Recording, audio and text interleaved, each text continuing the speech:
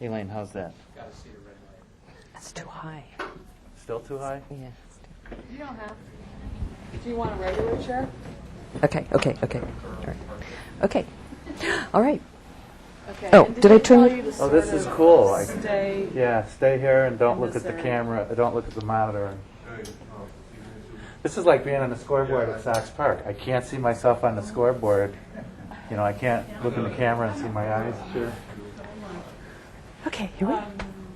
I guess normally if the camera's on, it means that we're already webcasting. Is that the green or the red? Oh, you can't tell. I see a green over there. Well, from where you're standing, you can't see it. How cool. What? I guess so. The camera's on there. Oh, okay. I didn't know you were waiting for me. And if Nadu's watching, he can type in stuff and ask questions. Okay. Where should I stand? Okay.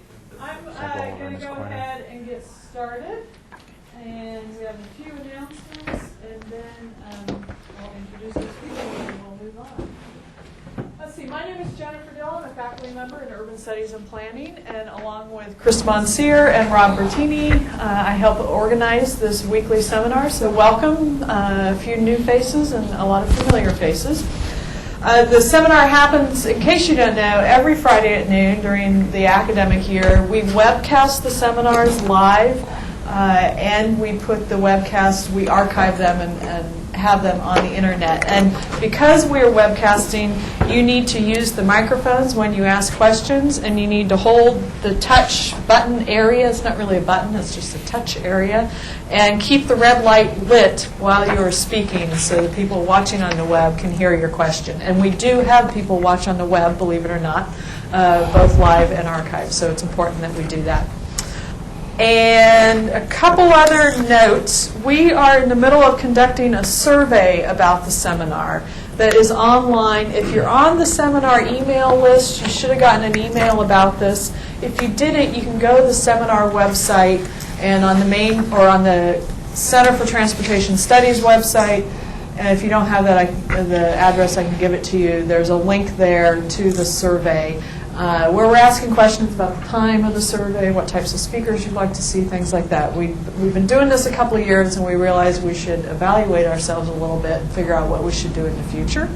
So we appreciate it if you complete that. And then the second item of business is next week's speaker has changed. We had a last-minute cancellation. Charlie Hales canceled, and so next week Tom Kloster, who's the Transportation Planning Manager at Metro, is going to come speak. Those of you who know Tom, you know that we're in for a very lively and fun discussion.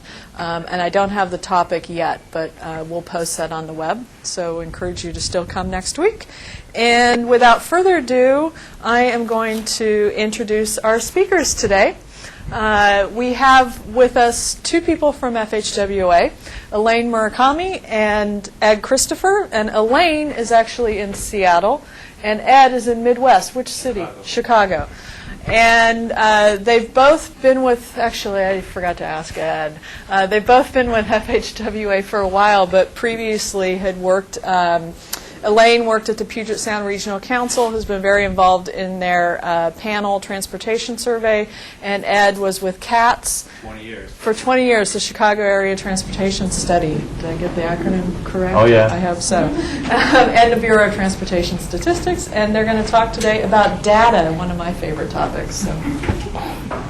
Well, thank you. And we'd really like to thank Jennifer for inviting us. And I looked at your schedule, and I saw that you've had some very erudite and famous people like Marty Wax and Sandy Rosenblum, and certainly Ed and I aren't that caliber, but so we're really delighted to be here. So we're going to talk about personal travel data. So I thought we'd start and have you all say, what do you think that means? When you hear that phrase, personal travel data, what do you think about? My own trips. Or you can try to use your microphone. Okay. Origins and destinations. Time of travel. Children's travel. I think of how long it takes me to get from one place to the other on my bike. How long it takes, how travel time. Okay. Anything else? Mode of travel. Mode of travel. Okay, great. So here's the list I put together. So daily activities and travel, how we get to work, when do we use the bus or rail, different modes, what are the motivations of traveling, and some of the cost trade-offs. Those are just some examples. So here's just some quick examples of using census data and then some more slides on using the NPTS data. This is just a trend showing mode to work for 80, 90, and 2000 by mode. And we can see that drove alone was increasing and carpooling was declining for the United States as a whole. Here's households without vehicles, declines all across the board, particularly for African American households. This is travel time to work for 1990 and 2000, and one of the biggest shifts we saw between 1990 and 2000 was a big shift to longer commute times. So those are on the right side of the screen. And these are for the MSAs with over 1 million population.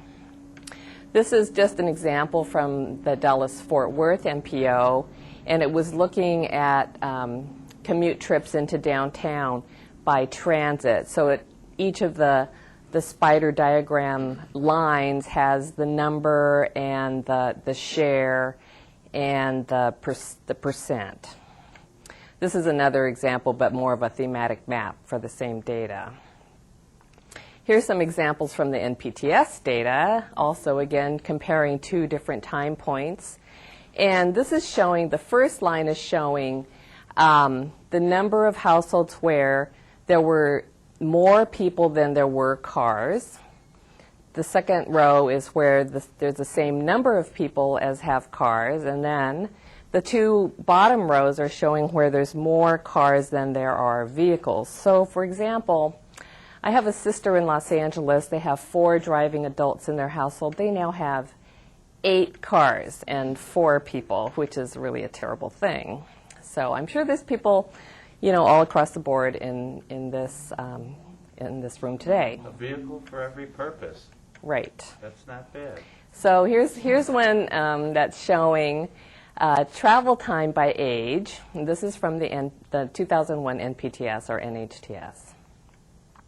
And you can see that even for children under the age of 5, they're spending over 45 minutes a day in a vehicle. This is just showing vehicle occupancies by the metropolitan area size or urbanized area size by trip purpose. So home-based work, home-based shop, home-based social, home-based other, and then non-home-based trips. So these are just, and this is an example that's in the NCHRP 365, which has a lot of kind of like quick response characteristics for urbanized areas. So to generalize, there's for personal travel, there's kind of main kinds of data. There's residence-based data, workplace-based data. There's other kinds of data like transit surveys and attractor surveys. I brought 2 copies of a travel survey manual that Federal Highway did back in 1996, and we're actually starting to talk about updating that manual. And it's on the website, but it's 800 pages. So you don't really want to just click on it and then print the whole thing. So there's 2 paper copies. They're the last paper copies in the whole United States. And so I brought 2 sets. Some of the kinds of questions that can be on these surveys are revealed preferences, which are like, how do you currently travel? And stated preferences, how you might act in the future given certain conditions. And what are people interested in now is more motivations for travel and how things change over time. Like, when you have a sick child, how does that influence your decisions not only today, but how you make your decisions about how you travel on a regular basis. There's residence-based surveys are typically household travel survey, and they can be a national survey like the NHTS or regional or local surveys, for example, the ones that Oregon DOT works on. And then we have the decennial census and the American Community Survey. Some workplace-based surveys, there's workplace-based information, there's public sources on employers, there's ES-202 files from your Employment Security Department and commercial files. And we have the CTPP Parts 2 and 3, and then there's an experimental program at the Census Bureau called Location Employment,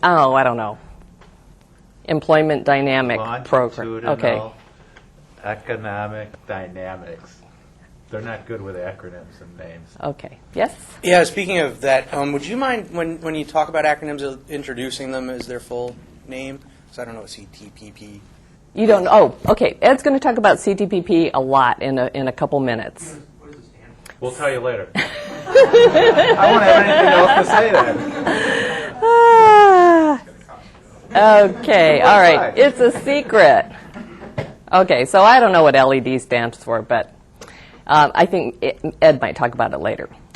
Okay. So I just wanted to run through a whole mess of stuff just to put the census data and the NHTS data into context.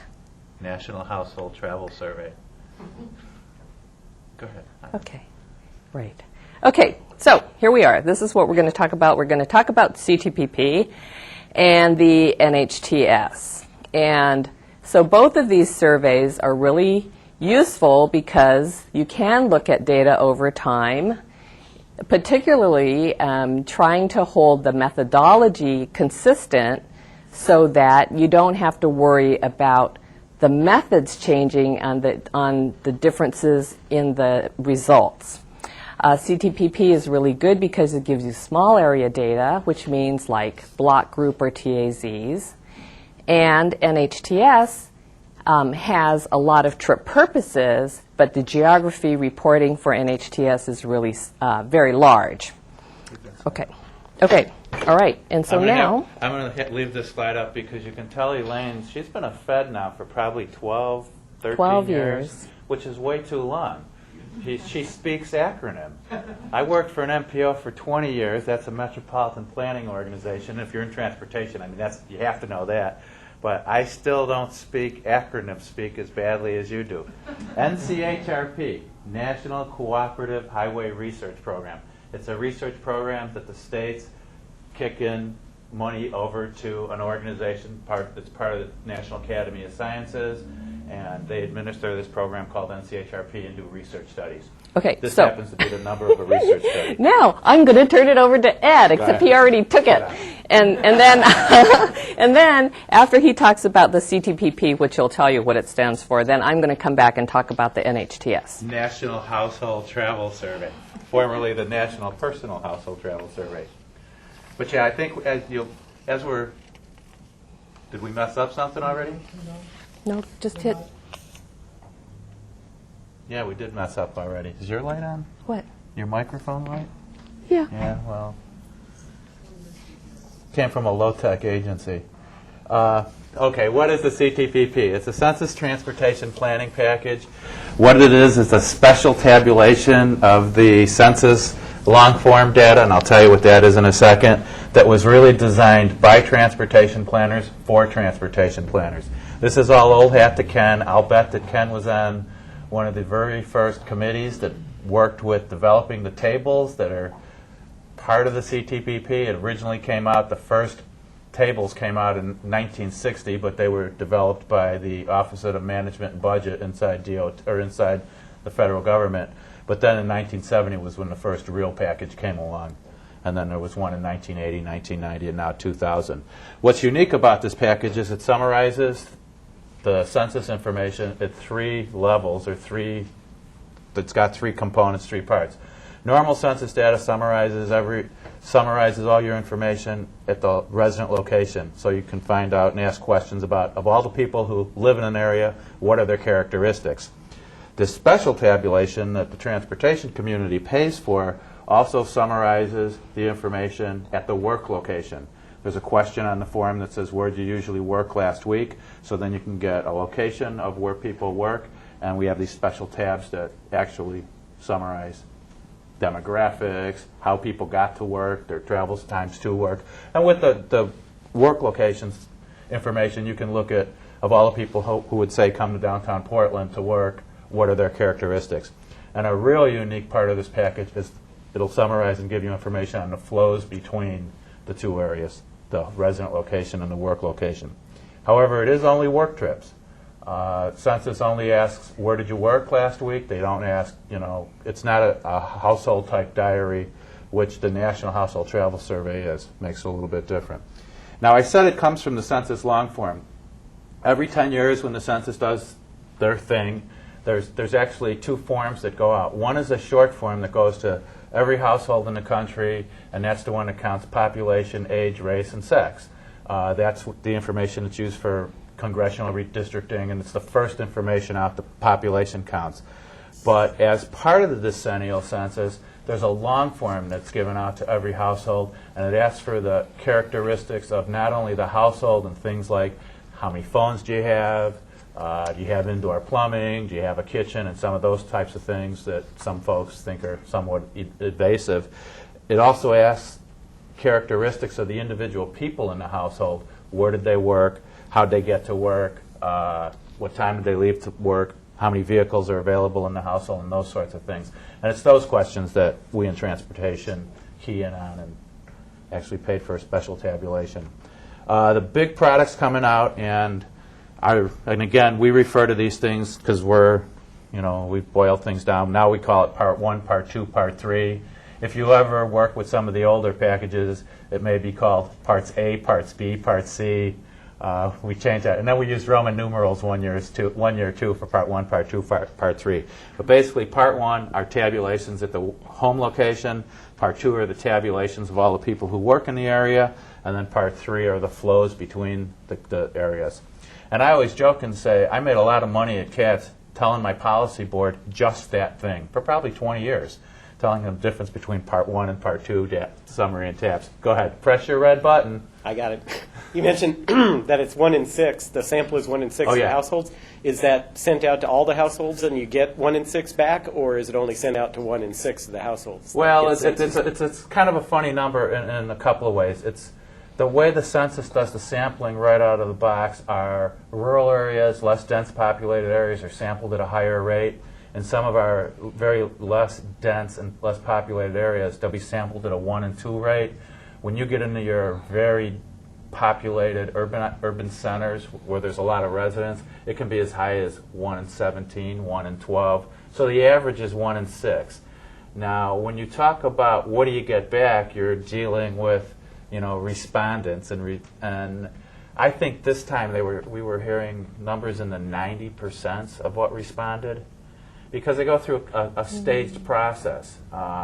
People mail back their answers, and people who don't mail back their answers, Census Bureau staff goes and knocks. First, they send out some mail-out reminders, and then they go knock on their doors, and so gloss over when we say 1 in 6. 1 in 6 is not what's in the actual final data set. But when I talked about the parts, what I want to mention here are there some what I call collateral products that are out and that are very useful in transportation planning. And there's things called state and county profiles. I believe we're going to pass out examples, and we're going to give you URLs where you can go immerse yourself and bury yourself in this data. But also what comes out very early, somewhat quickly, within 3 years usually after the census, are county-to-county flow information. And that's already been out, and a lot of it's been published and in papers.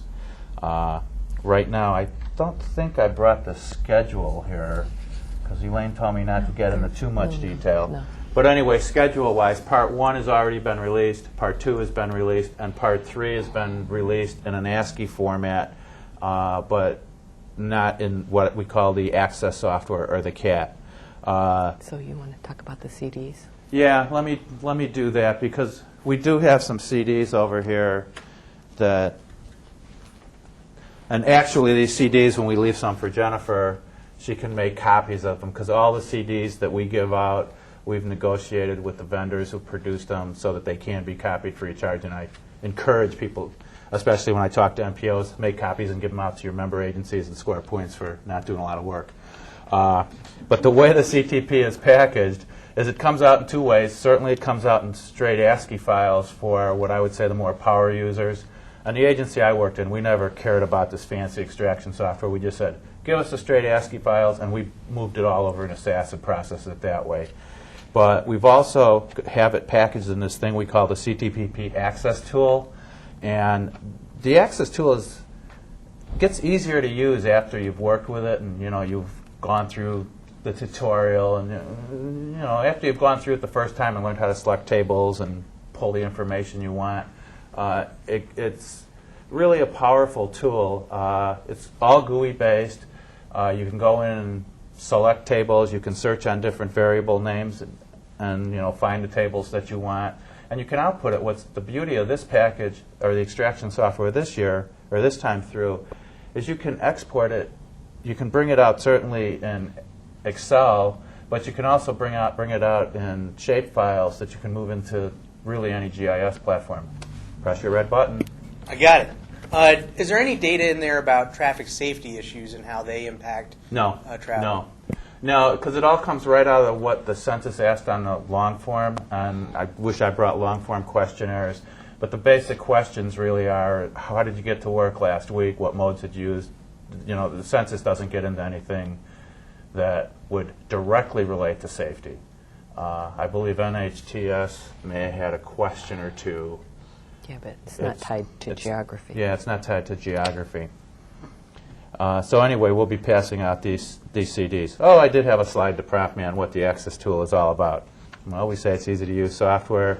This IVT files, the files, when you look at them in their raw nature, they have these IVT extensions.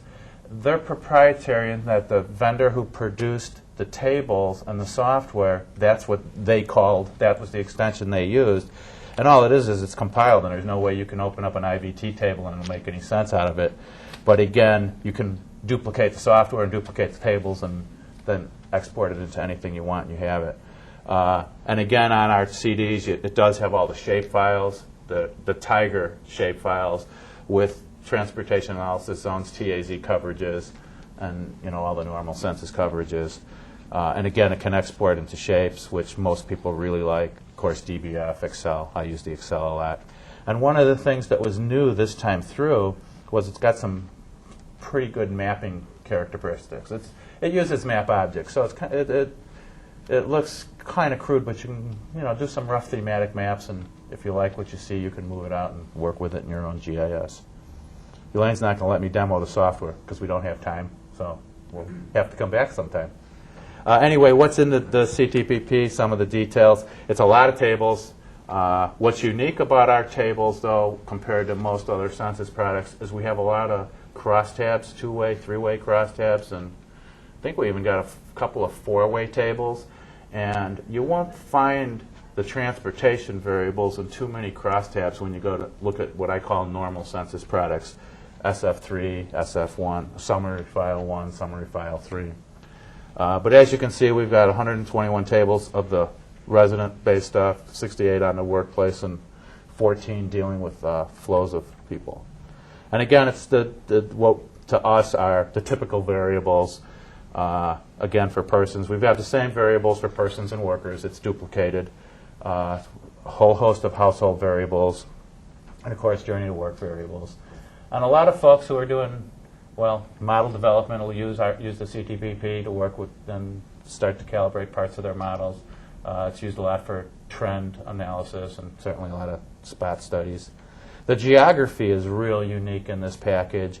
We've got our three parts, but we also got what I call your traditional, typical census geography, your state, county, place level geographies.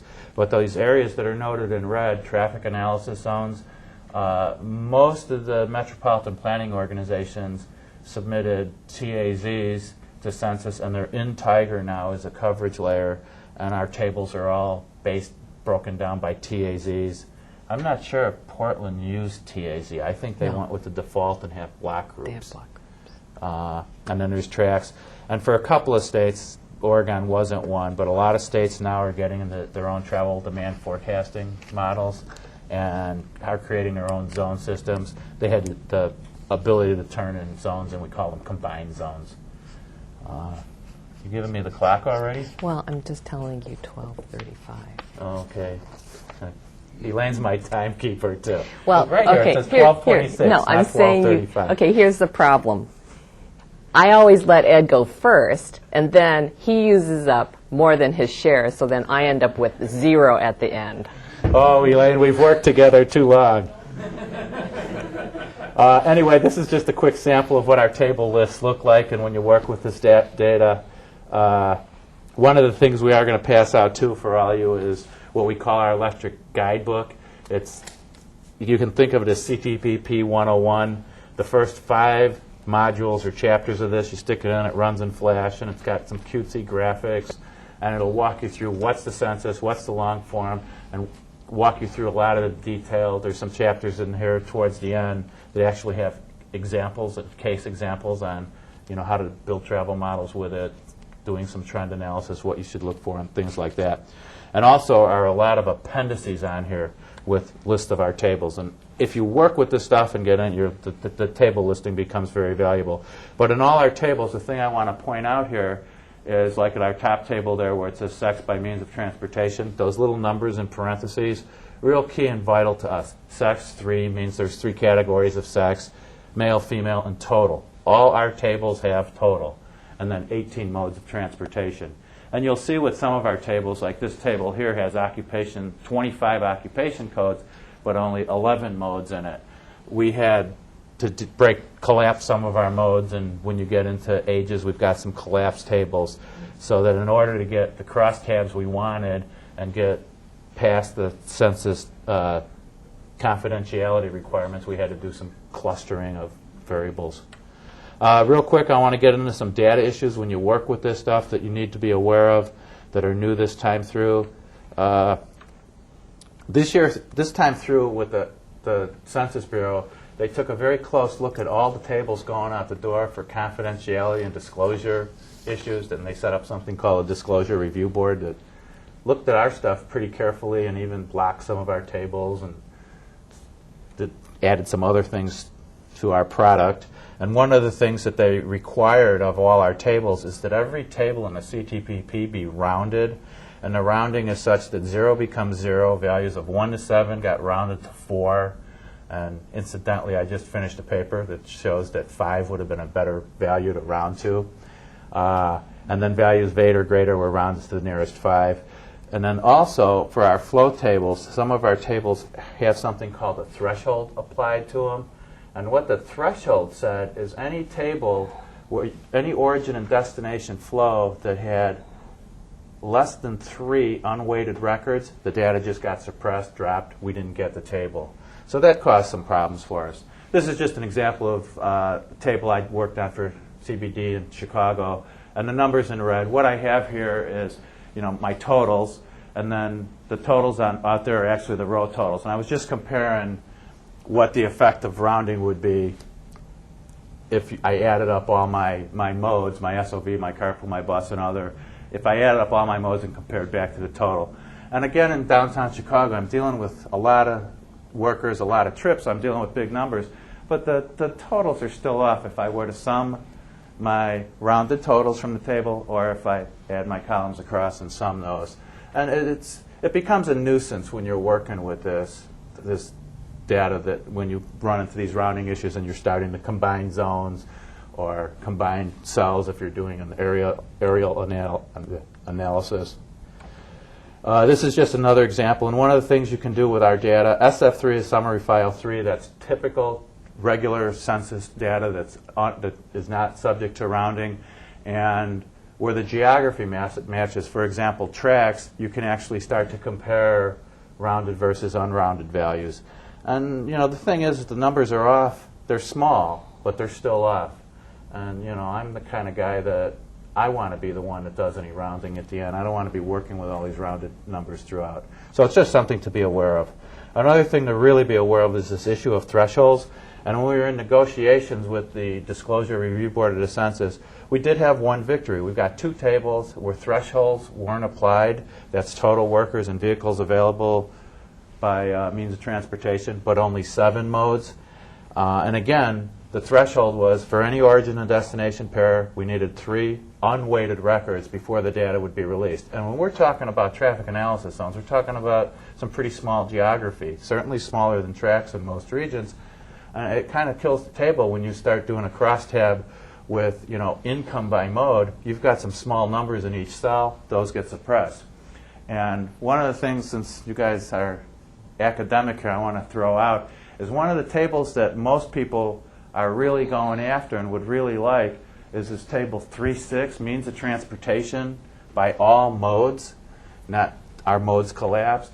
And you can't get it by all modes, but if you take table 14 and divide it by 8, because you have an aggregate travel time, so you have travel time for everybody in the area, by their average travel time, and you divide the 2 tables, you can at least get around some of the suppression by getting it for 7 modes. So that's something to keep in mind. You can play with your tables in here and do some dividing and actually get around suppression. I'm sure Robert's going to turn in a TRB paper on probably on threshold stuff. Robert always buries my committee with papers. I can get your review in for me. Anyway, one of the things I want to point out too with this part 3 is that table 3.1, what this table shows is at the county-to-county level, because those flows are already out, they're unrounded, we don't have any what I would call data loss. But as you go down your geographies, because of just rounding, you can see that we start to lose numbers. We start to lose trips. And for table 3.1, you can lose if you're down to a traffic analysis zone by traffic analysis zone or block to block to small geography. You can be losing, well, actually I've seen up to 4.5% losses in some regions just due to rounding. Now when you flip over to that table 3.6, which most planners really want the information out of that table because of the suppression, you can look at how great that loss is. You can, you know, at your zone-to-zone level, lose up to 70% of your data just because of thresholding. And that's adding up people and trips. I did a quick analysis where we looked at O&D pairs lost, and in the Pima-Tucson area, their loss was upwards of 90% of their O&D pairs. You actually lose more of your O&D pairs than you do actual trips. So that's not something we're really too fond of. And I think the last thing that I get into here is the difference in our worker counts. And when you're working with this data, if you're especially new to it, you have to be careful that the numbers coming out of Census and even CTPP aren't all your workers. And one of the things that's really missing in this data is, of course, the question asked, where did you work last week? Well, if you were off work, absentee, vacation, you don't report a place to work, you're not counted. So that there's a naturalness of how much lower you are. And just the other day, somebody pushed me on how off would I say it is. And I think it can be anywhere from 8 to 12% of the numbers that I've seen. And some regions are a little bit higher. It certainly isn't total jobs, because there's a whole notion of, you know, if several people have 2 jobs, and those certainly don't get counted in the census. You only get counted as having 1.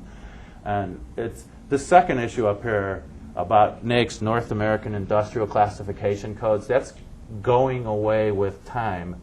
But if you've worked with any of your employment security data that comes out of your unemployment agency in the state that tracks that stuff, they're still using, for 2000, the standard industrial classification codes, the old SIC codes.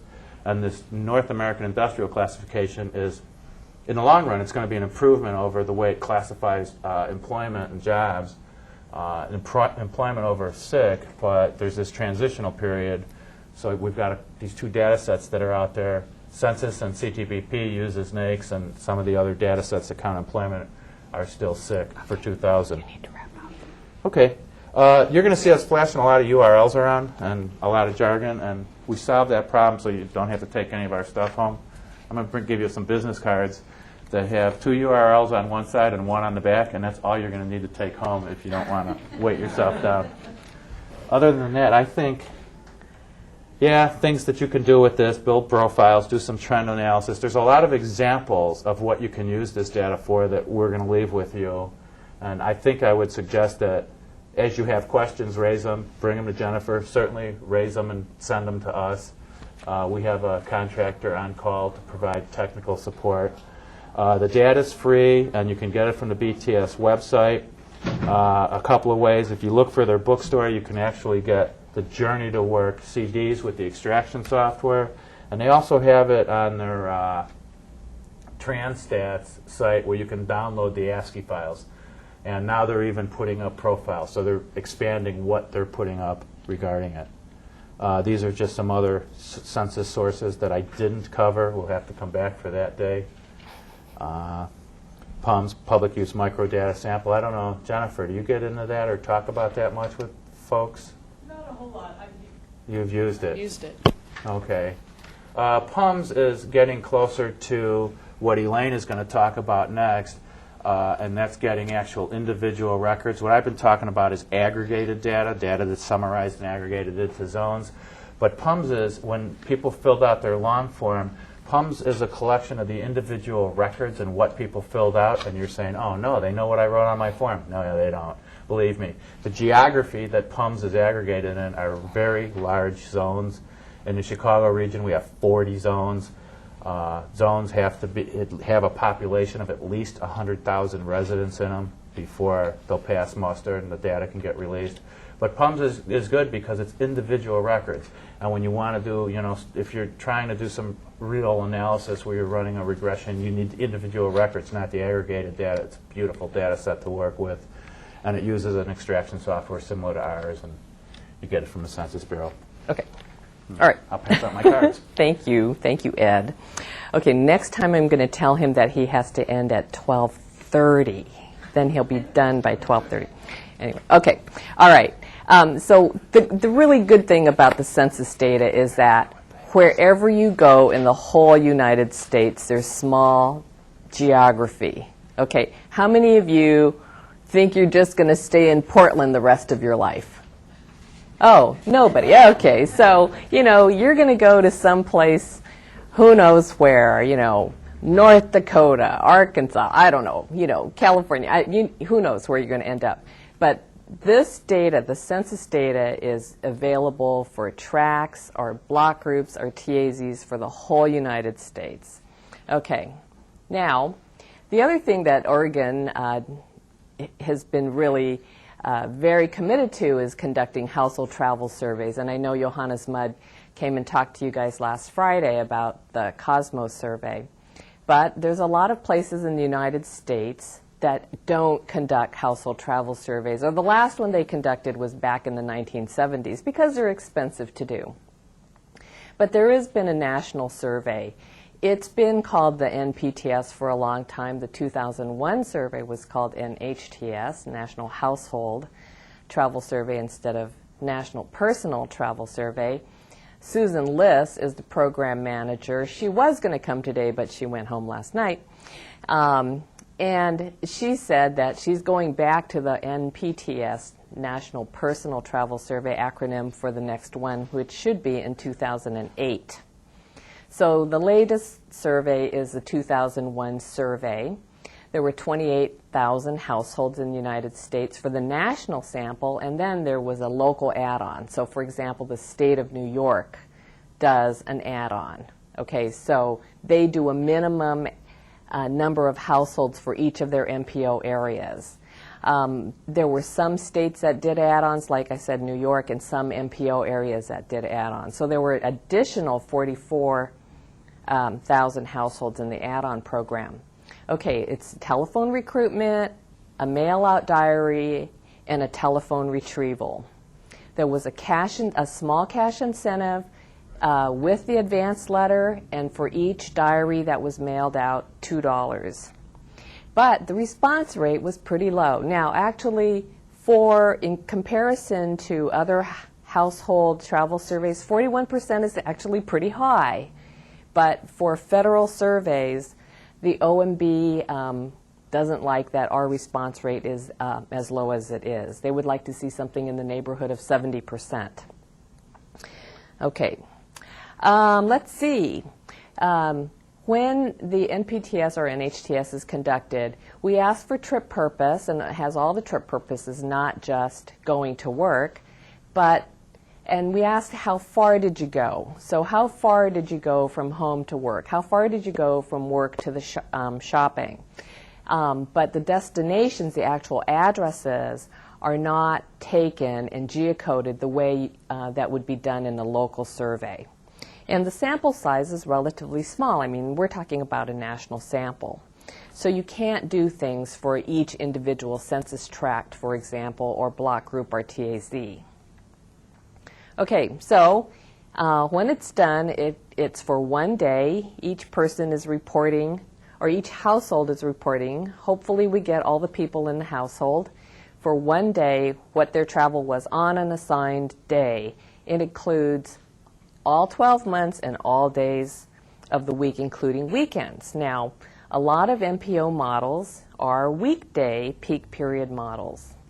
And one of the unique things about the NHTS is it has a really large weekend sample. And so when people are starting to develop weekend travel demand models, this is one of the sources they can use.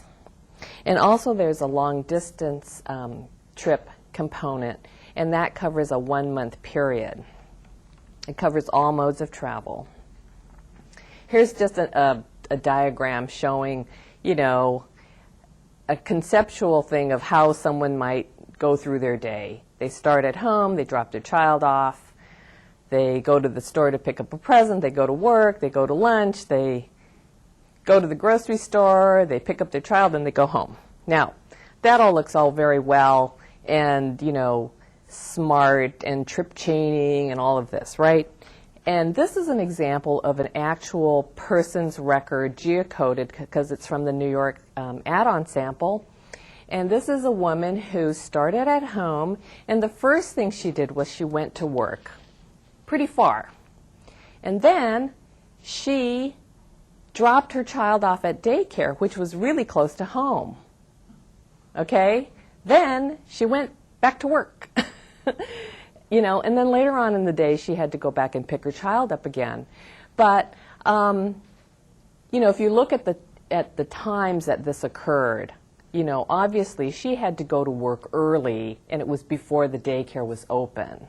Okay, so she had to go to, even if she probably chose her daycare to be located close to home, it really didn't help her that particular day.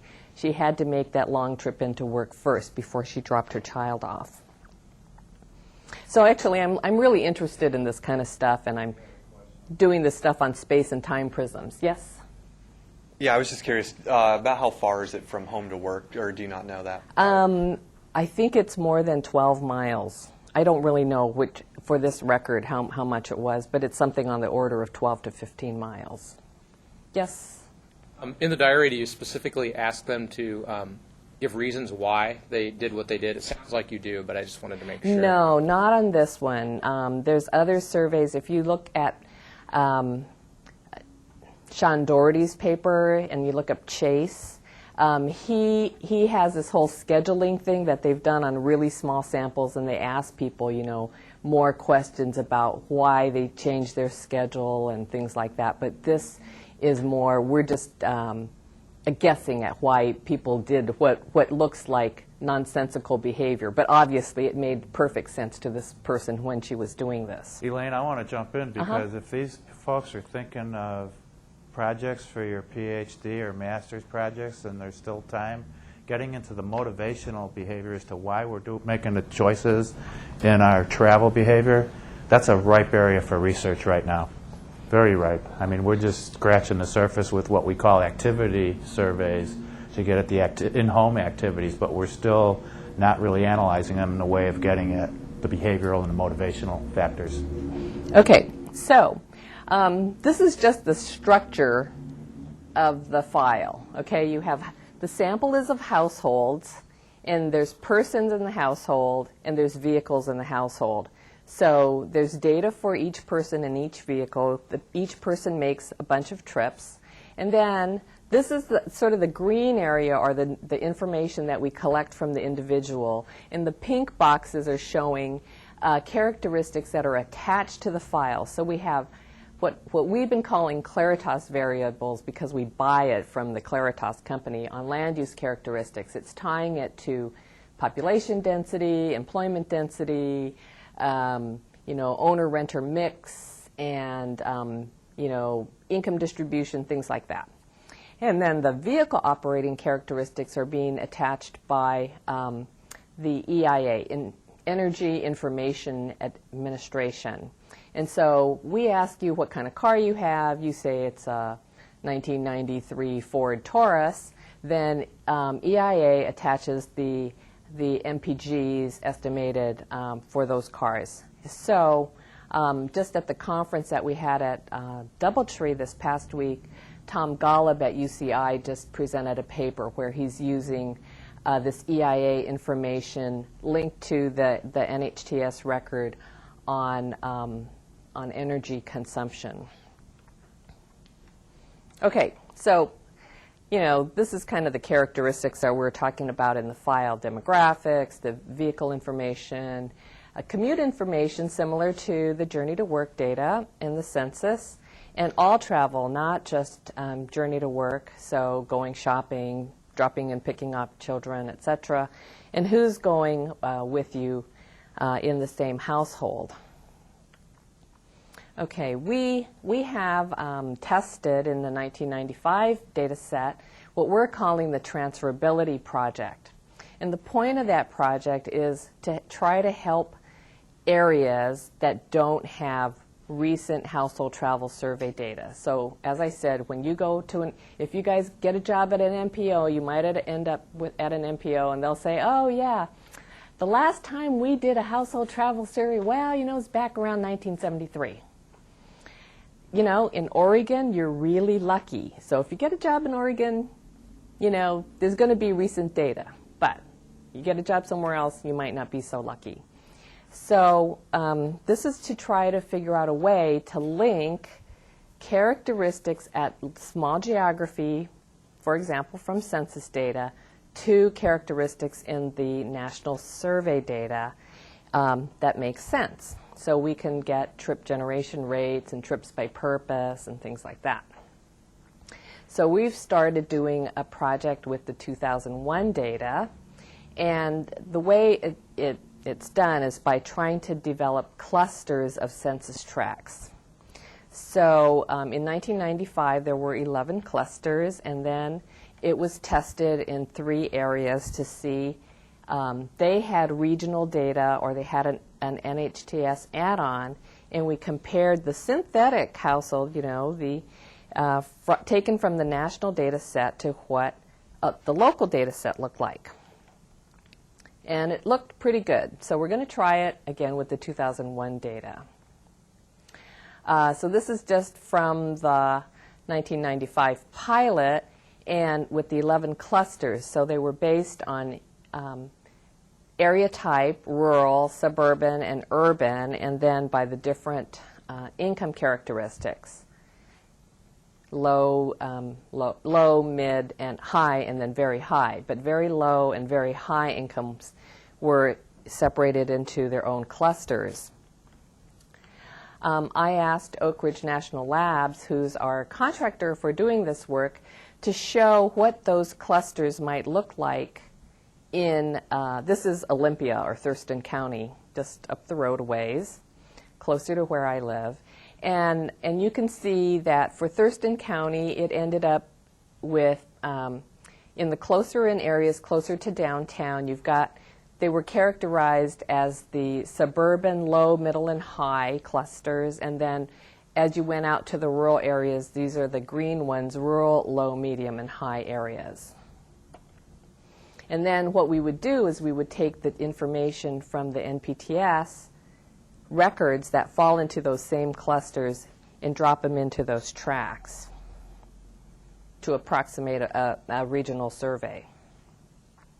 So here's an example from the 1995 test showing person trip rates, not vehicle trip rates, by household size and income. Okay, and you can see on the right-hand side that the very high income was done separately from the urban and rural. So if you have very high income, you know, you're going to get a high trip rate no matter where you live. Okay, so now we wanted to talk about the online table generator. Okay, so the reason the online table generator is so much fun is, A, it's generating SAS code.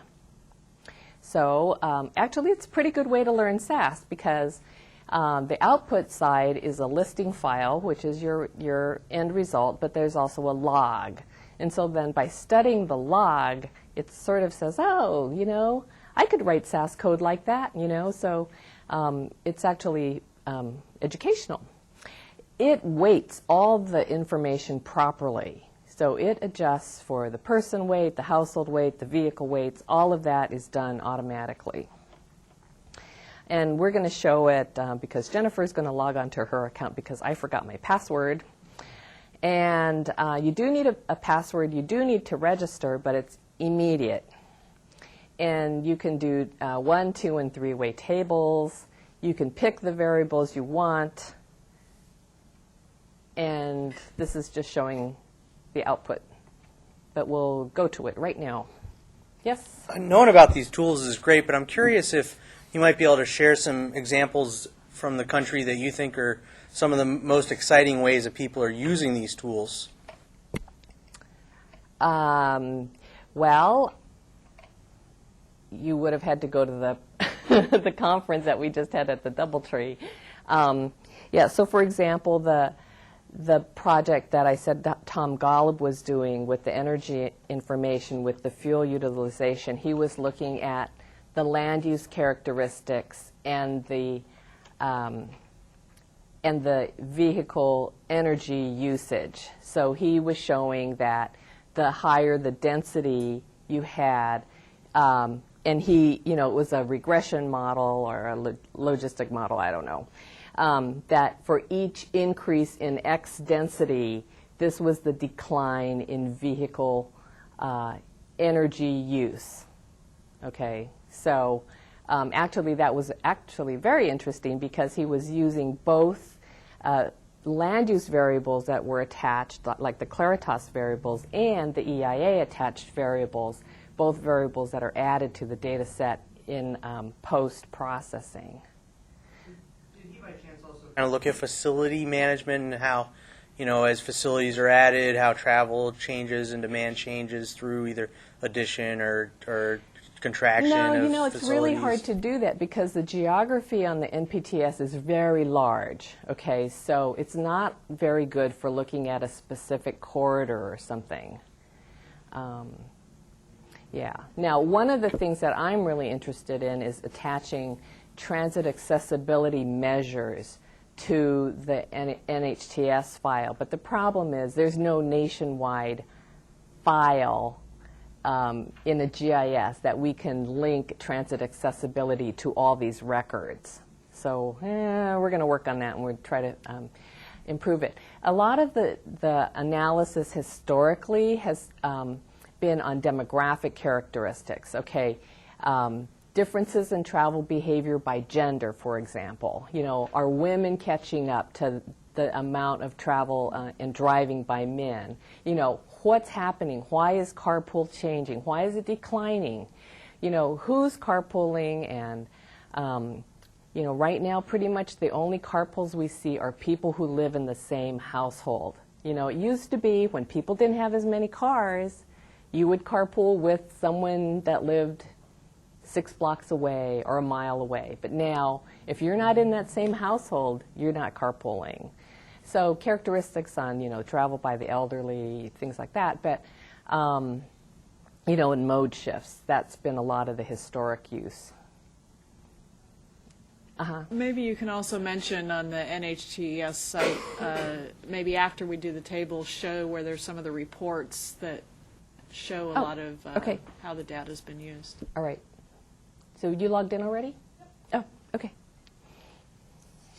Actually, Elaine, could you very quickly explain what you meant by weights so people understand why those were important? Okay. Well, there was a question earlier about sample sizes on the census data. And so kind of the same things happens with the national survey. You know, there's households that live in very urban areas or households that, it's stratified by MSA size. So you're trying to adjust for non-response, and you're also trying to adjust for the proportion relative to the whole United States. So it makes up by weighting to a national total, the proper national total. Yes? Okay. All right.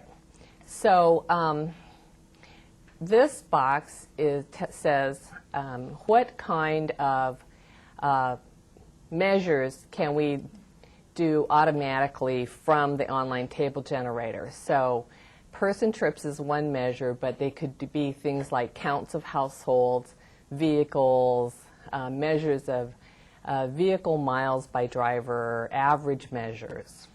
And you can have person trips or vehicle trips. So the difference, of course, is a person trip could be by bicycle or walk or carpooling, things like that. But when you're doing things like VMT, you would only want to be counting vehicle trips. Okay, so let's do average, let's pick a new one, average annual vehicle miles per driver. So we'll click yes.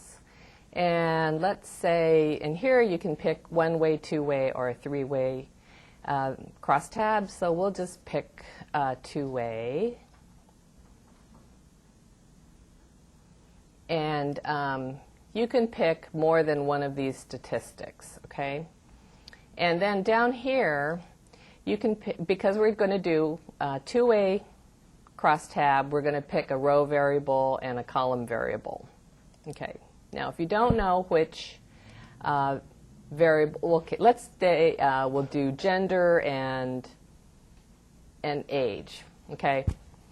So right now, Jennifer has done some other tables before, and she has gender, so we'll just pick gender here. But if we want, we don't see age. So if we wanted age to be our row variable, we'd say add a variable. And it's going to be a household member characteristic. So respondent age. And this is going to show you on the right-hand side the distribution in the entire file. Okay, so we'll say, yeah, we like that variable. We'll add it. And we go back to the table. And so now when we come here, it's on the list. So we'll just say create the table. And it says, what it's doing is it's generating SAS code, and then it's going to run it as a batch program. And then they show up. Here's the queue. You can look in the queue. It says it's empty, which means it already ran. So we'll go to the output. And here's our table. So here's, okay, so these should be progressively larger as we go through by age. And then it'll decline again after probably about age 65.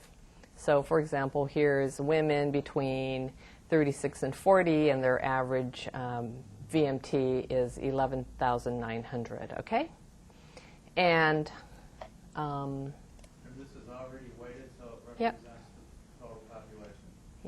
Yes.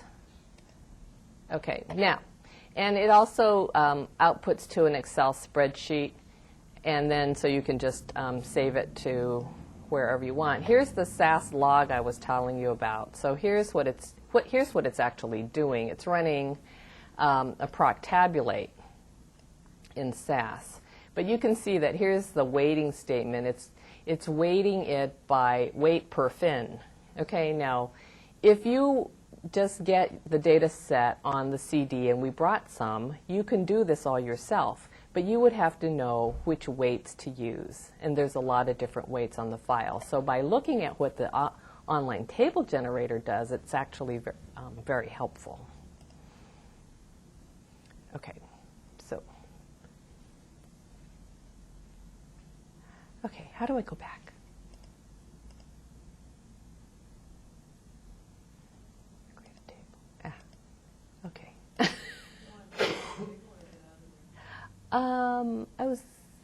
going to go to show here. Okay, so here's the main page, and as Jennifer was mentioning, there's reports on this page, including summary of travel trends, and here's the links to the 1995 survey, and there were a lot of reports from the 1990 survey as well, so there's also publications here.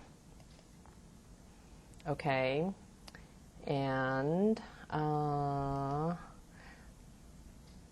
then the user manual is here, and it's also very long. So I think we're out of time.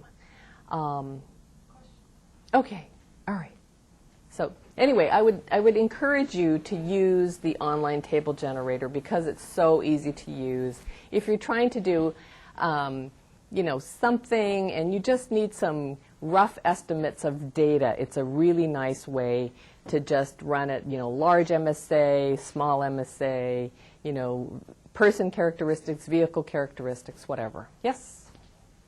Ed, do you want to come up? In the travel survey, in addition to the randomly selected sample data, is there a way that people that are interested in filling out the surveys can do so? No. I mean, I would love to fill out the surveys, but for some reason I'm never never. Oh, darn. Next time I get one, I'll send it to you. Okay, all right. I'm going to tell you one of my favorite stories. Okay, so we go off when we do these surveys, we go off and we monitor the phone calls.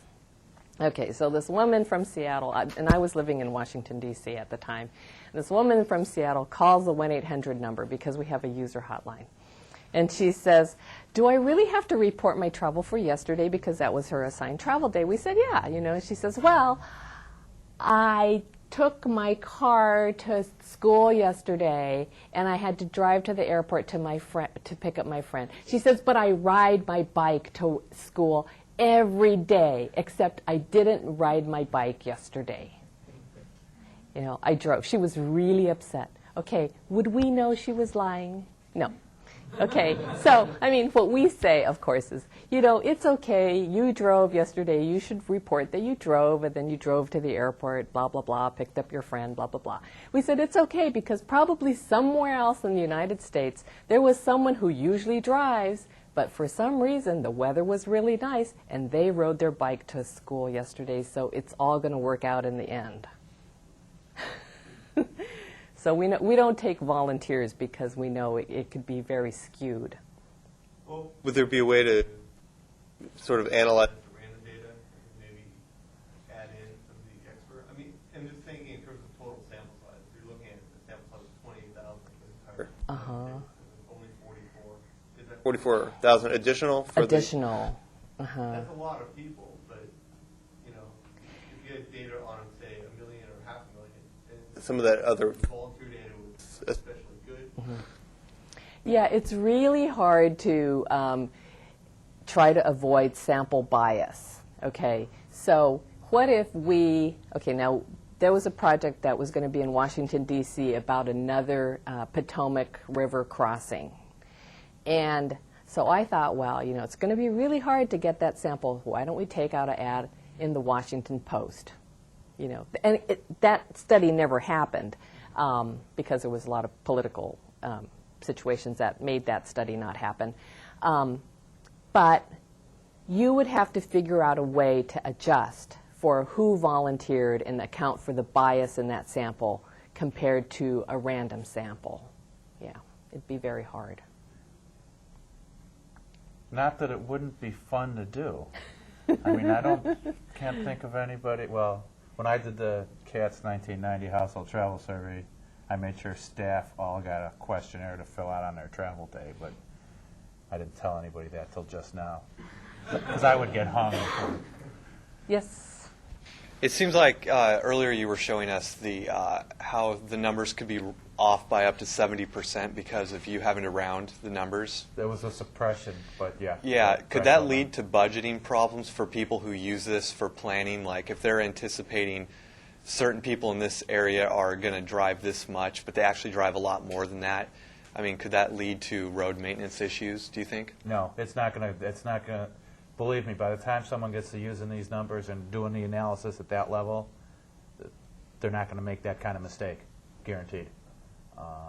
It's more, I don't want to say the novice user, the casual user, the agency staff person that might pick this thing up and, look at it once every 3 months. They may grab a quick number, but believe me, the results would look so off that somebody's going to look at it and say, hey, that doesn't look right.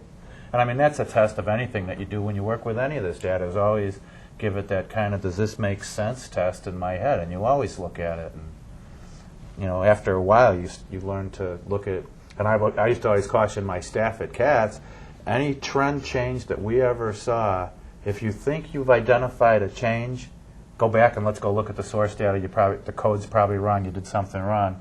Because in the real aggregate, things don't change that much, our travel behavior. I mean, usually the changes occur and we can't even measure them till well after they're done. So it's... Okay, you... Why is the data suppressed, or why is there the rounding? It doesn't seem... Okay, the Census Bureau, it's called Disclosure Review Board. So they do not want to run the risk of disclosing an individual. And income is a very, very sensitive characteristic. So they don't want to say, oh, there's only one bicycle rider in that makes that zone-to-zone pair. If I know there's only one bicycle rider that goes from zone 81 to zone 5, then I can figure out that their income is $50,000. So anything that has a very small number, like transit riders or bicycle riders or people who walk, all those things run the risk of disclosing an individual. And so they say, we can't have it. Yeah, they're not just doing it because they're altruistic about planning and people's rights and all. There's a law, and they'll refer to it as Title 13, that the Census Bureau is under, where they're not supposed to disclose any information where you can identify an individual or a business or a corporation. On some of the economic censuses they do. Well, going into 2000, there was a general mood coming out of Congress that this issue of confidentiality and individual rights was, that was becoming kind of the sacred cow. And there were a lot of congressmen out that were trying to kill the long form because it was too invasive, and asked, why do you need to know what time I leave to go to work? So there was kind of a political move. You had the Census Bureau staff that was really reacting to this momentum in the country on confidentiality and said, okay, we're going to take a close look at everything. Because our 90 data they didn't care about. And, there's a whole political argument I always make that you can't prove and disclose anybody anyway because of things called imputation, swapping, people lying, aging of the data. I don't know, if you go read Stanley and Campbell, there's like 13 threats of validity to the data, and the census probably violates 11 of them by the time it gets released and you work with it. But again, there's the political side of things too. And I don't know if you remember back in 2000, there were some congressmen and senators saying, if you didn't like the question, don't fill it out. I always say they should have been impeached, but and then it was mandatory. But, I said that on tape, too. In one of Elaine's slides, you had the pink boxes and the green boxes, and the green boxes you said comes from the respondent people who participate.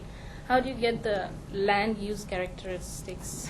Okay, so we actually know their address, right? Because we called them up on the phone and we said, we're going to mail you a diary. So we got their address, and then the address information is linked to a census tract and block group. Okay, so then we take census data or modified census data from Claritas and then get the population density, employment density, the mix of owner-occupied versus renter, those characteristics based on census geography. Okay, all right, next, yes? Are there any questions on the survey related to telecommuting for workers? Yes. Yes, there are. So we could have done that on the online table generator, looked at those variables, but I personally have not looked at those variables. Okay, I think the man right here and Is there? Oh, no, the man in front of you was before you. Okay. I was just kind of curious because you said that there was an assigned trip day, and Yes. that was leading to some inconsistencies where somebody would ride a bike on a sunny day that would normally drive. Is there any plans or any other systems that run like a trip week that would kind of alleviate some of that inconsistency? Okay, well, that's a great question. I love your question. I love your question because the problem is in the United States, it's hard enough to get us to get people to answer for one day. Okay, I'm a big fan of longer survey periods. But, okay, in Germany, they did one for 6 weeks. They asked people to keep a diary for 6 weeks, and people did it. Okay, now how many of you think Americans would go around and fill out this diary for we can't even do it for one day. They won't do it for... Yeah. So, okay. So, yes, I am a big fan of longer information. So, yes, there's a very fine, wonderful data set from Atlanta, it's called Commute Atlanta, and they have 365 days of GPS data for something like 470 vehicles, and I think it's the greatest thing since sliced bread. And I am doing a project which we're calling anonymizing GPS data, because right now that data has to be killed at the end of the value pricing project. It has to die, and I think it would be a travesty for that data to die. Yeah, some of us federal agencies are getting put under some of the same confidentiality requirements and even stricter than what the census is under, and GPS data is at the heart of getting killed. I'm sorry. Okay, you, and then you. I was going to ask a question, but I'm going to say something first, which is there is, I think, Travel Smart is a good approach to what you're talking about, where it's a program that's from Australia that's being implemented here, which is a household survey that gives incentives and then provides direct contact with the household about their travel behaviors and how to maybe change them a little bit and stuff like that. I'm kind of curious about data about school kids and their travel types. Is that captured in here? And what kind of things are you seeing in that? Yeah, the NHTS includes travel by all members of the household. So, yeah, there's a woman named Lisa Weston. She just finished her PhD, I think, at UT Austin, or else she's finishing up her PhD.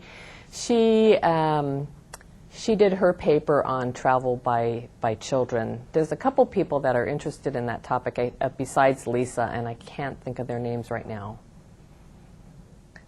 Okay, and I'm sorry. And then Is there any commercially available data like what do you call it, like credit card companies that you could use to back up or support the existing data from the public sector? The bottom line is no, but if you can get yourself an internship or a job there and then come and talk to us and tell us what you can find out and learn about it, that would be great. We haven't been able to crack the real private data sources, and I think it's just because of our public nature. Even when I was at the MPO, we couldn't, cracking into the utility companies to get some of their data was a real uphill battle. Now, the only thing that I know, there's some partnerships going on, and it's dealing with cell phone technology, and it's, our cell phones now have mini GPS units in it, so you can start getting, where the calls, you can track, presumably if you got your phone on, you can be tracked somewhat. And there's some work going on in Baltimore and in Maryland that's looking at that information, and I think they formed some partnership with SBC. But what I'm hearing on those fronts is it tends not to be a big importance to the telephone type companies to work with this kind of stuff. It's real small on their radar. Yeah, actually, people have been interested in using credit card transactions for a long time. And at this conference we were at, Howard Slavin at Caliper actually mentioned it again, that he was looking into that. So I don't think he's gotten there either, but he's at least examining it. It's a ripe area if you can get inroads into it. You mentioned Germany a little while ago. Can you talk a little bit about what other nations are doing with travel data survey, more or less thorough than what we're doing here in the United States? How does our effort compare? Is the answer yes? Is more or less? I guess the answer is it depends. It depends. I think probably the United States has the lowest response rate of anybody. Maybe Australia is kind of low like us. You know, we haven't been able to figure out why. I had this really interesting conversation, email conversation with this guy in Chile. And he sent me his whole package, and I said, well, you know, how come you think you got such a high response rate? I said, do you think it's because it came on university letterhead instead of governmental letterhead? And he said, yeah. You know, so, you know, when we sent out for 2001, the letter was signed by Secretary Norman Mineta. Now, we don't know. Maybe if we had sent it out from a university, maybe we would have gotten a higher response rate. We don't know. What kinds of things are people doing? Werner Brock's done some neat stuff with Germany. Yeah. Netherlands has pretty cool stuff. Yeah, we hear all kinds of stories, you know, really high rates of response in China because they sent, you know, they send police out with the interviewers, you know, when they knock on the door. Okay, they have a high response rate.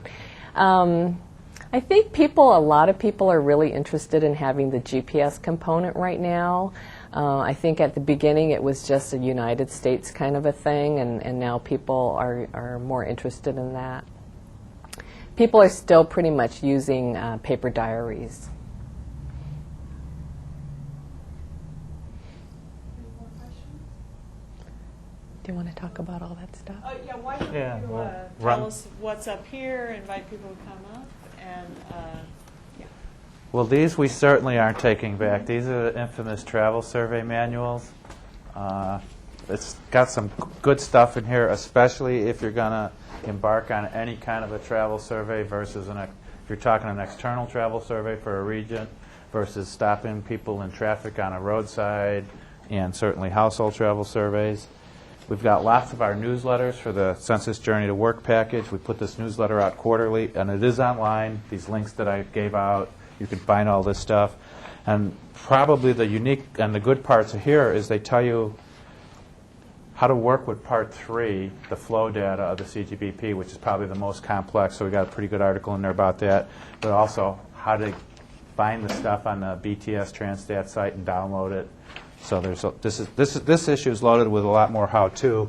One of the things we're always looking for when we publish this, though, is who's used any of this census data and what they've done with it. So if you've got any students that have worked on anything and they want to do a newsletter article, we'll be more than happy to publish it. And if we get inundated, we'll figure out how to have a conference. This is a pretty good newsletter that was done by our friends over at the Census Bureau. Clara Roszowski worked on it, but it summarizes all the Journey to Work data at a national level, but you'll get a lot of county-to-county statistics in here, so that feeds you some ideas. When you really work with this, we get a whole page of URLs. We're big on internet. The guidebook. You definitely want to take one of these home and pop it in and play with it, especially if you have any interest in working with the Journey to Work package at all. And if you don't, take it home and put it aside so when you do have an interest, you'll pull that one out. What we didn't talk about was we talked about the census long form. We didn't say what's going to happen in 2010 and what's happening now. The long form's going away. There isn't going to be a long form in 2010. The Census Bureau switched to a continuous methodology. And you heard about Cosmo, which is, again, a continuous survey. Well, the Census Bureau is going to do that with the long form questionnaire. That's on the street. This is a PR piece. Elaine finally flipped through this today and said, this is kind of fluffy, but this was written for elected officials on just what is the Census American Community Survey all about. And why did it say we asked the transportation question? So dry cleaners could know something? Yeah. I mean, but this is, you know, the real overviewy stuff. Switching a little bit here. Well, this is still census. The Journey to Work Trends Report. This is for all the major metropolitan statistical areas in the country. It's trends 70, 80, 90, 2000, or 60, I'm sorry. So it's loaded with tables and tables and tables. And it's actually findable online through the links that I gave you if you just want to pull a table and stick it in a report you're working on. What else do we have here? Oh, your women's calendar. Yeah. One of Elaine's side projects in Federal Highway is, and she's also involved with a Transportation Research Board committee called Women's Travel Behavior, or Women's Travel. Women's issues in transportation. Well, she got within DOT, they put out, this might be the second edition of it, but it's a generic calendar, so it's not years or anything. You can put your years in the columns and rows. But it highlights women who were very big contributors in the transportation field. And I was quite impressed with Elaine because we named some roadways around O'Hare after some women who were active in transportation and aviation, 40, 50 years ago. And Elaine, when she came to Chicago, I picked her up at the airport, and she's picking out, oh, that woman did blah, blah, blah, blah, blah. Stuff that no one else in the region even knew. So that's up here. Okay, and then I'm going to talk, these are the That's right. kind of the NHTS things. Okay, so I really like the online table generator, but there's some things it can't do. So here's some data on CD, but you're going to have to do SAS or Stata or something to process the data. Here's a little sheet on how to go about using the online table generator. I know you could figure it out yourself, but Susan Liss, the queen of NPTS, thought you might like this. And then these are just two TRB papers that both use the NPTS data. One of them is about forecasting VMT in the United States, written by Steve Polzin at University of South Florida. And then this one is written by Wayne Sarasua at Clemson on forecasting for cities in rural counties in South Carolina. So that's really an example of what you do when you have no local data. So, okay. Yeah, one of the things I'm going to highlight, we're going to leave with Jennifer, if you can find a wall to put it on, is a poster that we did, because we talked about two different really major data sources, National Household Travel Survey, which is all trips, versus the Census Journey to Work package, which is really work trip based. And what this poster does is it blends the two. We call it cross-marketing. But it blends the characteristics from two where they can overlap and where they support each other.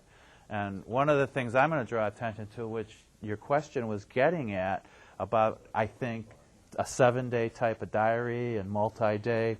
And with the NHTS this time through, the way that the methodology was set up, it wasn't multiple trip survey days. I mean, they didn't give you a 7-day diary and have you keep track for 7 days, but they rotated through people's day of the week that you had, so you had Monday, Tuesday, Wednesday, Thursday. But one of the things that they also were able to pull out of that, the way the questions were structured, is to compare what did people say they usually do versus what did they do on their trip day, on the day that they were assigned. And you see some interesting things. I mean, the thing that always jumps out to me is of the people who would say they usually drive, 90% that say they usually drive did other things on their actual travel day. And I can spin this table different ways to say people who drive will lie on a survey and say they took transit just because it sounds better and it's politically correct. But Elaine spins it the other direction. But this is a nice little graphic to focus on. And I hope you can find space for this. I will. So I want to thank you. Before we all thank you, I will announce this just in.